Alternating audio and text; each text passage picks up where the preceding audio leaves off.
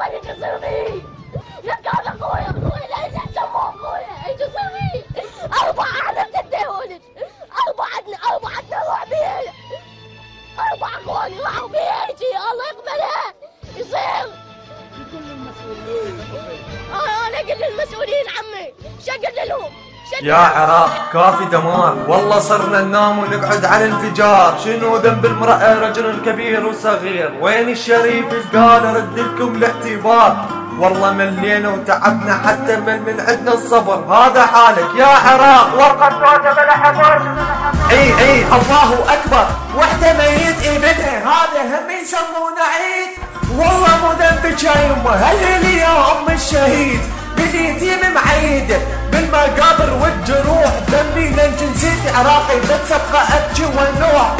اصحى يا وطن، شعب صاير جنازه، هم فرقوا 6 شيعه، هذا كله للكراسي. خويا شيعي واختي سنيه، لا الطائفيه بحجه جهادي، جدي على باله فكره تربح راحه شرفك وعرضك تخسره. ما رايد اني شهره، رايد اوصل موضوعي. وطني عدم الرحمه بي، واحد يقتل بالثاني، من كثر الشفته بعيني يضعف ينقص ايماني. يا رب كافي بالله شلون وياك، ما تقولش وقت نرجع احنا حرام. يا رب كافي بالله شلون وياك، اهلك كلهم خلصوا بالانفجار. رادت اصوات القنابل، ما شفنا راحه بس تذبح وكتل بالقنابل. اسالك بالله قصدك يجهم على هالوضعيه قابل؟ وين الحق وين العدل يا دولة القانون؟ شوف لنا حد، صار الغني يتبع الكافر، صرنا نعيش بنص الطائفيه، صرنا نسمع هذه الافكار الغبيه، هذا الاكثر مسؤوليه. كلمات موجهة لأكثر الحكم وجود.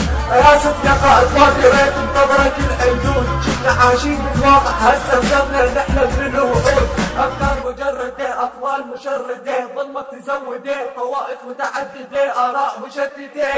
كنت ساهر وهاي اللعبة القدرة، تذبح كرسي وترتاح، شعبك واهلك اتكسرت، يجب ان يعلى صوتك. اي نعم صوته يعلى صوتي، لان هذا بداية التمرد، ما عندي شيء اخافه، انا انسان مجرد. وين الحصص وين القصص؟ انتم اللي فقط هذا راعي جيدك ينقص، عايشين احنا وعابسين بس نفس. يا رب كافي بالله شلون وياك،